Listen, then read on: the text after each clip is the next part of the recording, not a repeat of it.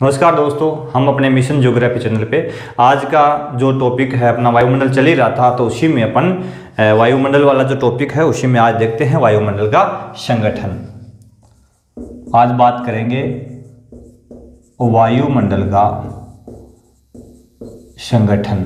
कल अपन ने देखा था वायुमंडल की संरचना। संगठन में इसमें क्या क्या पाया जाता है, कौन कौन सी गैसेज होती है और कितनी मात्रा में क्या होता है, विभिन्न पहलुओं पर चर्चा करेंगे। संगठन में होता क्या है? संगठन का अर्थ होता है किन किन चीज़ों से हमारा वायुमंडल बना हुआ है। तो मुख्य रूप से यदि अपन संगठन देखें तो वायुमंडल क्या क्या पाया जाता है। सबसे पहले तो गैस पाई जाती है, गैसेज। इसके अलावा इसमें जलवाष्प मिलती है। इसके अलावा इसमें धूल और धुएं के कण मिलते हैं, ठीक है ना। धूल व धुएं के कण मिलते हैं। तो इसमें मुख्य रूप से ये चीजें है वो पाई जाती है। जलवाष्प, धुएं, धूल, धुएं के कण और गैसेज पाई जाती है। तो ये इसका संगठन है। अब जो गैस है, सबसे पहला बिंदु, अब वायुमंडल का है क्या, तो पृथ्वी का जो कुल द्रव्यमान है, एक छोटा सा पहलू, पृथ्वी के कुल द्रव्यमान का 99% भाग, यानी वायुमंडल, पृथ्वी पर जितना वायुमंडल है उसके कुल द्रव्यमान का 99% भाग 32 किलोमीटर की ऊंचाई तक, 32 किलोमीटर की ऊंचाई तक पाया जाता है। बड़ा महत्वपूर्ण पहलू है, इंपॉर्टेंट है कि वायुमंडल का जो द्रव्यमान है सर्वाधिक कहाँ कितनी ऊंचाई तक होता है, तो 32 किलोमीटर ऊंचाई तक इसके 99% भाग इसके कुल द्रव्यमान का मिल जाता है। सबसे पहला बिंदु है गैसें। गैसों में यदि अपन देखें तो वायुमंडल के अंदर प्रमुख रूप से 8 गैसें, 8 या 9 गैसें पाई जाती है। तो सबसे जो महत्वपूर्ण गैस है, सर्वाधिक मात्रा में है, वह नाइट्रोजन। नाइट्रोजन गैस 78% भाग, 78% भाग नाइट्रोजन गैस जो है वायुमंडल में मिलती है। दूसरे प्रकार की जो गैस है वो है ऑक्सीजन। तो यह लगभग 21% आता है, 20.94% भाग ऑक्सीजन गैस की मात्रा पाई जाती है, ठीक है। तीसरी गैस है ऑर्गन। इसकी मात्रा है 0.9%, तीसरे स्थान पर ही ऑर्गन गैस होती है। और चौथे स्थान पर है कार्बन डाइऑक्साइड।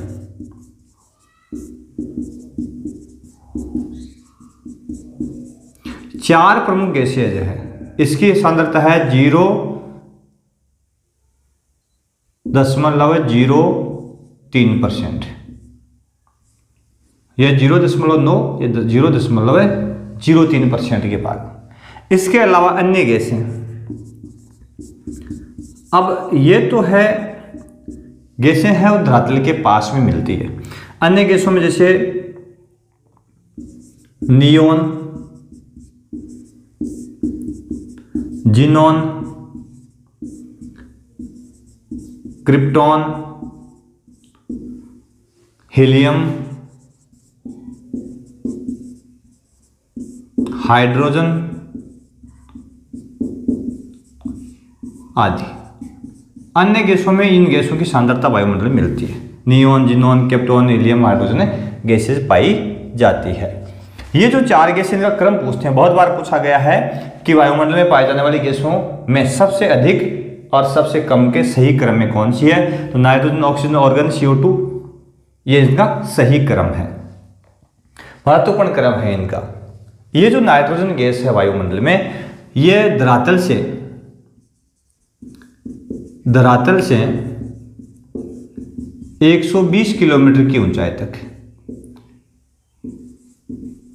मिल जाती है। कितनी ऊंचाई तक मिलती है? 120 किलोमीटर की ऊंचाई तक मिल जाती है, उसके बाद में नगण्य हो जाती है। ठीक है ना, नाइट्रोजन गैस इसमें कहीं 100 आता है, कहीं 120 आता है। इतनी ही अपनी ऑक्सीजन है, ये भी धरातल से सर्वाधिक सांद्रता इसकी जो होती है वो 120 तक ही होती है। यदि इसमें कई बुक्स में 100 आता है, 100 किलोमीटर तक, और इसमें 120 किलोमीटर तक की ऊंचाई तक ऑक्सीजन की सांद्रता पाई जाती है। ठीक है, और ये जो गैसेज है CO2 और ऑर्गन, तो इसमें CO2 जो है वो भी लगभग 100 किलोमीटर की ऊंचाई तक, कहीं 90 भी आता है, तो लगभग 100 किलोमीटर की ऊंचाई तक CO2 सांद्रता पाई जाती है। इस प्रकार से हमारी गैसों है उनका क्रम पाया जाता है। सर्वाधिक nitrogen, oxygen, organ CO2, carbon dioxide gas, और अन्य गैसों में neon, xenon, krypton, helium, hydrogen आदि गैसें वायुमंडल के संगठन बनाती है गैसों में। तो ये महत्वपूर्ण बिंदु है यहाँ पे। अब इनका क्रम पूछ रही है, ध्यान रखना। इसके अलावा इनकी जो ऊंचाई है वो पूछ ले तो वो भी आप ध्यान रखना। ऑक्सीजन धरातल से 120 किलोमीटर की ऊंचाई तक, और नाइट्रोजन और जलवाष्प जो है वो 100 किलोमीटर की ऊंचाई तक। जलवाष्प भी इसमें यही है, जलवाष्प की ऊंचाई भी लगभग 100 किलोमीटर की ऊंचाई तक भी होती है। दूसरा इसमें बिंदु है गैस के बाद में जलवाष्प।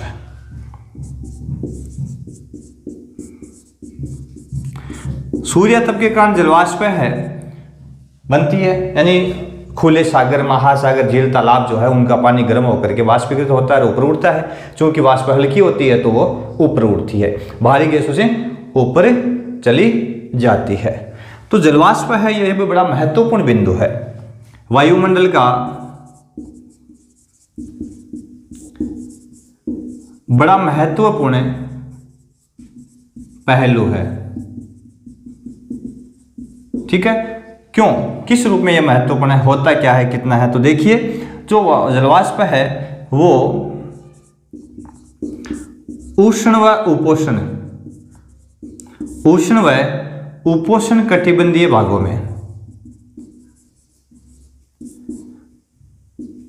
उष्ण व उपोष्ण कटिबंधीय भागों में ये जो है हवा के आयतन का, हवा के आयतन का 4% भाग होती है। ये पूछा भी गया प्रश्न है कि उष्ण और उपोष्ण कटिबंधीय भागों में कितना % जलवाष्प होती है, तो हवा के आयतन का कितना % है, 4%। एक ये भी पूछा गया था कि कुल जलवाष्प की मात्रा कहाँ से कहाँ तक होती है, तो उसमें 0 से 4% तक होती है, अधिकतम 4% होती है। जलवाष्प की मात्रा अधिकतम 4% होती है। कई बुक्स में मैंने देखा है जो गाइडें आती हैं उसमें 5% तक ही लिखा होता है, लेकिन अपन NCERT बुक्स है या ऑथेंटिक जो बुक्स होती है उसमें 4% तक माना गया, 0 से 4% तक इसकी सांद्रता होती है हवा के आयतन का। और यदि अपन ध्रुवों की बात करें, ध्रुवों पर जो जलवाष्प है हवा के आयतन का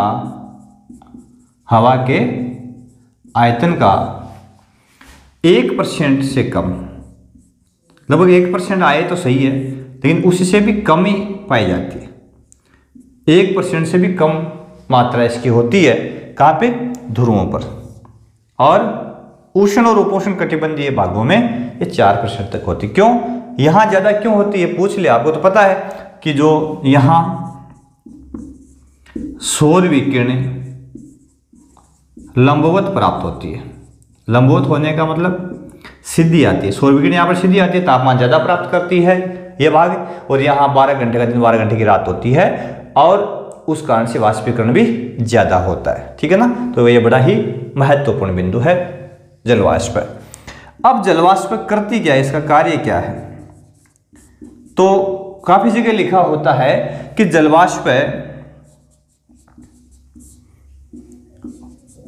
पृथ्वी पर या पृथ्वी के लिए कंबल का कार्य करती है, कंबल का कार्य करती है। अब कंबल का कार्य अर्थात अपने को ठंड लगती है तो ठंड को बैलेंस करने के लिए हम क्या करते हैं, बॉडी को गर्म करने के लिए कंबल ओढ़ लेते हैं अपनी बॉडी पर, तो ना कंबल से ढक लेते हैं वो अपने शरीर को, तो वो भी बात है। तो ये कंबल का काम करती है।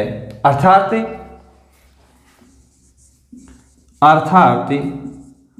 यह है धरातल के वायुमंडल को न तो अधिक गर्म होने देती है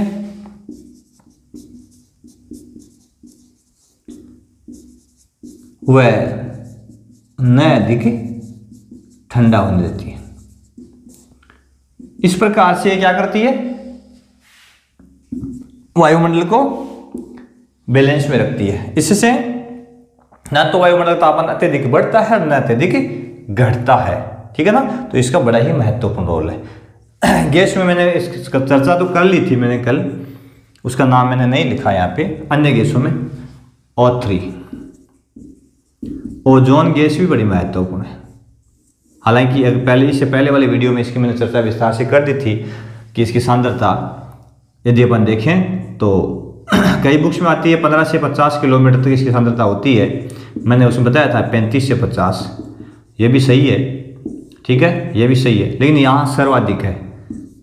यदि सर्वाधिक सांद्रता ओजोन की यदि अपन देखें तो यहाँ मिलती है 35 किलोमीटर के आसपास में। ये प्रश्न भी पूछा गया था, फर्स्ट ग्रेड में पूछा गया था कि ओजोन की सर्वाधिक सांद्रता कितनी ऊंचाई पर मिलती है, तो धरातल से 35 किलोमीटर की ऊंचाई पर ओजोन गैस की सर्वाधिक सांद्रता पाई जाती है।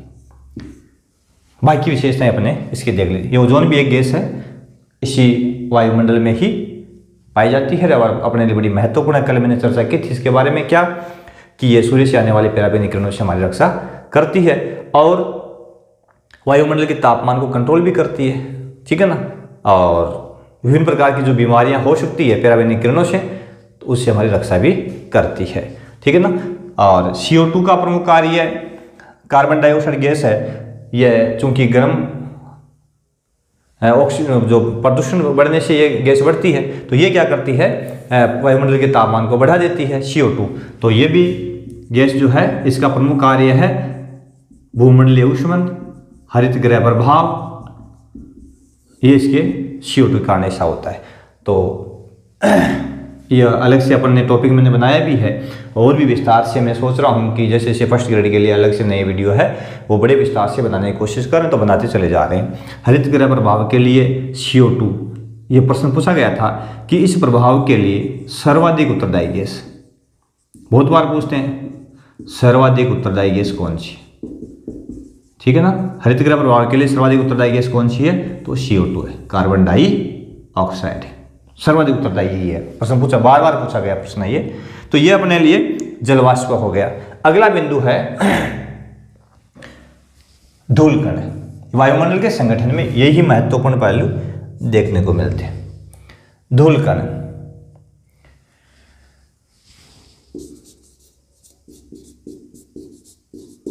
अब धूलकण में क्या होता है कि आसमान के अंदर या वायुमंडल में धरातल से ऊपर अपन बढ़ते हैं तो लगभग 30-32 किलोमीटर की ऊंचाई तक ये सारी सांद्रता पाई जाती है। इनकी सांद्रता धरातल के पास में ज़्यादा होती है। तो वायुमंडल में धूल के कण मिल जाते हैं, क्योंकि विभिन्न प्रकार की जो एक्टिविटी होती है, जैविक एक्टिविटी होती है, औद्योगिक कल कारखानों की एक्टिविटी होती है, और यातायात के वाहनों के चलने से, पशुओं के चलने से विभिन्न प्रकार से है धूल के कण उड़ करके वायुमंडल में लटकते रहते हैं। और इनकी सांद्रता, धुएं के कण, चूँकि धुआं खूब है प्रदूषण, तो उसके कारण वायुमंडल धुएं के कण भी खूब मात्रा में पाए जाते हैं। उल्का पिंडों के कण, उल्का पिंड होते हैं तो वो पृथ्वी के निर्माण के समय जब चंद्रमा बना, पृथ्वी बनी, अन्य ग्रह बने, तो कुछ पार्ट्स जो इनके टुकड़े हैं, ग्रहों के टुकड़े वायुमंडल में रह गए और वह स्वतंत्र रूप से उसमें विचरण करें। कभी कभार उनमें टक्कर हो जाती है तो उनका घर्षण होता है, घर्षण से कई प्रकार के टुकड़े उस वायुमंडल में पाए जाते हैं, उल्का पिंड कहते हैं उनको। तो ये जो उल्का पिंड है, आपने कभी एक छोटी सी बात बता देता हूँ उल्का पिंड के बारे में। बहुत बार आपने सुना है, अपन घर बैठे होते हैं तो अपने आसमान की ओर यदि अपन निहार रहे होते हैं तो आसमान में बहुत सारे तारे टिमटिमाते हुए अपने को दिखाई देते हैं। कभी कभार ऐसा होता है कि एक तारा टूट करके आगे की ओर अक्सर हो रहा होता है तो हम बड़े खुश होते हैं, देखो जी तारा टूट गया। और अपने भ्रांति भी एक अंधविश्वास भी हम उसके ऊपर थूकते हैं जी, ये कुछ दुष्प्रभाव न कर दे ऊपर। अपने जो गार्जियंस होते हैं वो इस तरह का दिमाग में अपने को कर देते हैं कि ऐसा तारा टूटा है, लेकिन वो क्या होता है, तारा नहीं टूटता, कभी तारा नहीं टूटता। यदि तारा टूटे तो पृथ्वी को बहुत बड़ा नुकसान हो जाता है, तारा नहीं टूटता। तो क्या होता है फिर, ये उल्का पिंड आपस में टकराते हैं, उल्काओं की टक्कर होती है, ये आपस में विचरण करते हैं चट्टानों के टुकड़े, तो ये आपस में टकरा जाते हैं। इनके टकराने से चिंगारी पैदा होती है और वो चिंगारी अपने को दूर तक जाती हुई दिखाई देती है, कुछ दूर जाने के बाद में लुप्त हो जाती है। तो प्राचीन समय में लोगों को इस चीज़ का पता ही नहीं था वायुमंडल में क्या क्या चीज़ें पाई जाती हैं। तो इन कारणों से क्या हुआ, उनके दिमाग में एक भ्रांति थी कि तारा टूटता है जी, जो बड़ा ही अशुभ होता है और हमारे लिए बड़ा नुकसानदायक हो सकता है, कई प्रकार के दुष्प्रभाव हमारे लिए कर सकता है। तो वो एक भ्रांति है, बल्कि तारा कभी नहीं टूटता। इस तरह की घटनाएं बहुत कम देखने को मिलती है। उल्काओं की, ये जो उल्का पिंड उनकी ये टक्कर होती है। अब ये वायुमंडल में धूल के कण है, धुएं के कण है, उल्का पिंडों के कण है, ये वायुमंडल में पाए जाते हैं। तो इनका क्या महत्व है, वायुमंडल में इनका भी महत्व है, इनका भी बड़ा महत्व। क्या महत्व है, ये आर्द्रताग्राही केंद्र होते हैं, ये आर्द्रताग्राही केंद्र होते हैं, ठीक है ना। आर्द्रताग्राही केंद्र होते हैं मतलब ये आर्द्रता को धारण करते हैं, आर्द्रता को धारण करते हैं, आर्द्रता को धारण करते हैं और उससे क्या प्रारंभ होता है, आर्द्रता उनके पास में इकट्ठा होते होते और ये बड़े केंद्रक बन जाते हैं और संघनन होता है। आर्द्रता धारण करने के बाद में क्या होता है, संघनन होता है और क्या बनते हैं, बादल बनते हैं। तो बादलों के लिए ये केंद्रक होते हैं, आधार प्रदान करते हैं बादलों को, वाष्प को इकट्ठा होने के लिए कि केंद्र मिलता है। बिना केंद्र की कोई वस्तु ठहर नहीं सकती, आधार के ठहर नहीं सकती, तो ये आधार प्रोवाइड करके उनको एक जगह है केंद्रित करते रहते हैं। इसीलिए वायुमंडल धूल के कण, धुएं के कण और उल्का पिंडों के कण जो पाए जाते हैं, इनकी बड़ी महत्ता होती है। क्यों, क्योंकि ये अपने देख ही लिया कि ये आर्द्रताग्राही होते हैं। इसके अलावा भी और कण, जैसे इसमें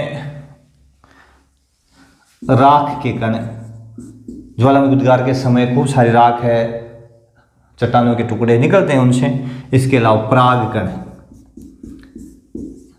पराग कण, जब पौधों के छोटी छोटी कलियां निकलती है तो उन कलियों के समय उनका जो वो कलियां बढ़ती है तो एक प्रकार का वायुमंडल में कणों का अवसर होता है, उनको परागकण बोलते हैं। तो वो भी वायुमंडल में लटकते रहते हैं और ये भी बड़ा महत्व है इनका। तो वो सारे का सारा क्या काम है इनका, ये केंद्र के रूप में कार्य करते हैं, ठीक है ना, आर्द्रता केंद्र के रूप में ये काम करते हैं। सर्वाधिक धूल के कण कहाँ पाए जाते हैं, तो सर्वाधिक उष्ण व उपोष्ण कटिबंधीय भागों में, जहां आंधियां अधिक चलती है, जहां पे आंधियां अधिक चलती है, इन भागों में मुख्य रूप से क्या पाए जाते हैं, वायुमंडल में धूल और धुएं के कण सर्वाधिक पाए जाते हैं उष्ण और उपोष्ण भागों में, ठीक है ना। धूल के कण अधिक पाए जाते हैं, सही है बिल्कुल। तो ये इन भागों में अधिक, क्योंकि यहाँ ये शुष्क भाग जब होते हैं तो उष्ण और शुष्क भाग जहाँ पे हो और वहाँ पे क्या आंधियाँ चलती है, तो आंधियाँ चलने के कारण हवा में ये कण उड़ करके हवा के साथ वायुमंडल में चढ़ जाते हैं और लटकते रहते हैं। तो इनकी आर्द्रता सांद्रता ज़्यादा पाई जाती है।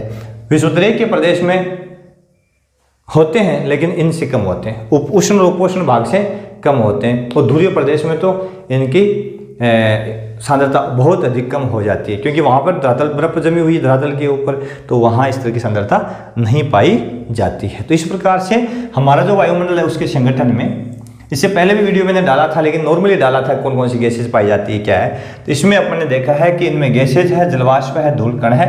अब यहाँ से कहीं से भी आप प्रश्न आपके सामने आएंगे तो आप जरूर उसका आंसर दे सकते हैं कि इनकी कौन कौन सी, सारे प्रश्न ही है, कौन कौन सी गैसें है, कितनी इनकी मात्रा पाई जाती है ना। द्रव्यमान का 99% भाग है 32 किलोमीटर की ऊंचाई पर पाया जाता है। इसके अलावा ऑक्सीजन की सांद्रता 120 किलोमीटर की ऊंचाई तक होती है, नाइट्रोजन की 100 किलोमीटर होती है, CO2 की 100 किलोमीटर तक होती है, ठीक है ना। इस प्रकार से हम इसको बता सकते हैं। Neon, xenon, krypton, helium, hydrogen ये गैसें ऊपर पाई जाती है। क्योंकि ये ऊपर क्यों होती है, धरती के पास में क्यों नहीं होती, क्योंकि हल्की गैसें हैं, इनमें बाहर नहीं होता। तो हल्की गैस होने के कारण ये धरतल से काफ़ी ऊंचाई पर पाई जाती है। तो ये भी बड़ा महत्वपूर्ण है कि हल्की गैसेज है, ठीक है ना। फिर जलवाष्प के लिए अपन देख लिया, बड़ा महत्वपूर्ण प्रश्न बनता है कि कुल मात्रा का कितना % है वायुमंडल का। 0 से 4% तक जलवाष्प हो सकती है, ठीक है। उष्ण उपोष्ण कटिबंधीय भागों में 4% होती है अधिकतम, और ध्रुवीय प्रदेश में ये 1% से भी कम होती है, ठीक है ना। ये बड़ा इसका कार्य है, ये कंबल का काम करती है, न तो पृथ्वी को गर्म होने देती है न ठंडा होने देती है, अधिक गर्म और ठंडा होने से बचाती है। और ये हमारे वायुमंडल में धूल के कण। तो ये था वायुमंडल का संगठन। आप देखते रहे हमारा मिशन जियोग्राफी चैनल को लाइक शेयर सब्सक्राइब जरूर करें, ताकि आपको नए नए वीडियोज है वो तुरंत मिलते रहें। बेल आइकन को जरूर दबाएं ताकि आपको नोटिफिकेशन भी इसका मिलता रहे। बहुत बहुत धन्यवाद।